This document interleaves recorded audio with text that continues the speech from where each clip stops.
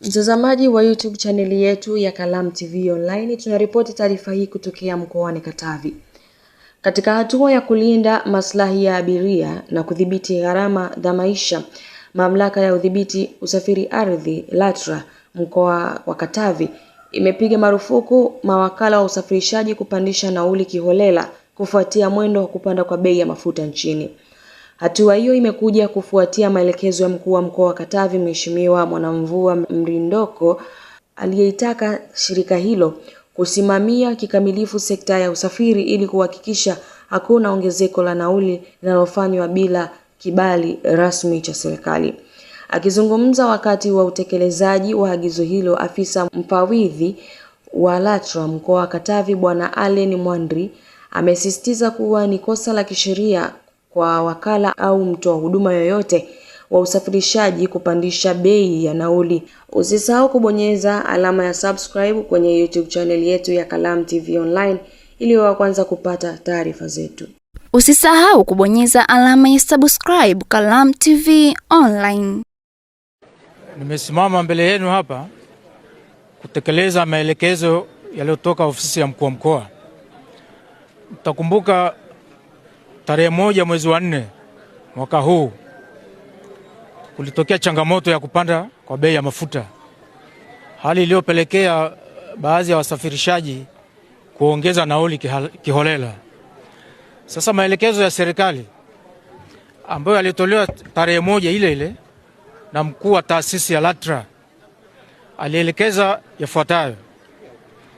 Kwanza ni marufuku msafirishaji yoyote kupandisha nauli, na pia akaelekeza kwamba atakayesitisha huduma ya usafiri atafutiwa leseni, na hii ni kwa magari yote ya abiria ya ndani ya mkoa na yanayotoka ndani nje ya mkoa. Kwa hiyo hayo nisisitize ni maelekezo ya serikali, na hapa mimi ni kwamba narudia tu, lakini mwenye taasisi kwa maana mkuu wa taasisi alishatoa maelekezo. Kwa hiyo naomba, kwa sababu alisema kwamba tarehe 8 na maana Jumatano ijayo atakuwa na kikao na wadau wa usafirishaji makao makuu. Kwa hiyo akaomba tuendelee kutoa huduma. Tarehe 8 mwezi wa 4 atakaa na wadau ili waone namna ya kuangalia hii changamoto ya kupanda kwa mafuta. Kwa hiyo mimi nawaomba tuendelee kutoa huduma, tusiongeze nauli, tutoze nauli ambayo bado inatumika iliyoelekezwa. Tumekubaliana hapo na tumeelewana. Kwa hiyo lilikuwa ni hilo moja tu. Tusipende kufika kwenye kuandikiaga faini. Alafu kingine ni waombe wasafirishaji, nyie maagenti, kuna kitu mnaita loto. Ile nayo inapelekea wamiliki wa magari wanaona kwamba nauli haitoshi. Kwa mfano, nauli ya Mwanza kwa basi la semi luxury ni 49,000. Lakini jiulize mwenye gari anapewa shilingi ngapi? Labda 30 au 35. Zaidi ya 10,000 inapotea. Alafu inakuwa hiyo unasema nauli haitoshi. Au Tabora ni 18,000. Mmiliki anafungiwa 10,000 sijui. 8,000 inapotea. Sina, kwa hiyo unasema nauli haitoshi. Lakini pamoja na hayo, Jumatano LATRA itakaa na wadau wote wapitie haya mambo kwamba nauli iweje. Kwa abiria yote atakayepata changamoto, yeye apige simu muda wote na sisi hatua tutachukua. Labda niwatajie na namba ya simu sasa, ambayo masaa yote iko hewani. 0738 00 0061. Nyingine 0766 36 49 41. Kwanza nawashukuru wote, kwa kweli itifaki imezingatiwa, na sisi hatuwezi kukaa kusitisha huduma wakati huduma maelekezo yameshawekwa hapo kisheria na utaratibu na kanuni ya nchi inavyosema.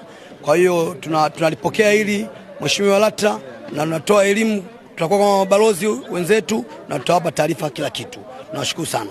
Mimi naishauri serikali yangu kama hawatojali, wajaribu washushe vati za mafuta, tozo, angalau mafuta yanaweza kashuka pia. Matazamo yangu jinsi wanavyoingiza kwenye mitandao ya kijamii, na naamini mafuta bado itakuwa ni hasara kubwa kwa nchi yetu hii. Hasa kwa nchi zetu za Afrika. Itakuwa ni hasara. Kumbe naamini nafikia tarehe 8 wakikaa serikali ikijadili hicho kitu, na mimi mwezi kesho tena mafuta yatakuwa 4500, serikali itakaa tena.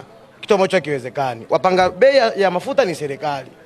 Kwa sababu nilikuwa najua mimi nauli ni nauli ya zamani tu, lakini kwa sasa hivi nilipofika kwenye stendi hapa nikaambiwa bei imeshapanda. Kwa hiyo kama mtu mnyonge kumbe hawezi kusafiri sasa. Sasa tunaiomba serikali tuangalie kwa hili. Nyumbani tunaweza ukatoka na bajeti ya kwamba naenda kupanda kwa shilingi 10,000, unakuja unaambiwa shilingi 13,000. Tayari inaniathiri kisaikolojia kwa sababu nimetoka na bajeti hiyo.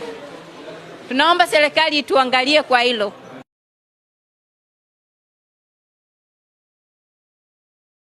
Usisahau kubonyeza alama ya subscribe Kalamu TV Online.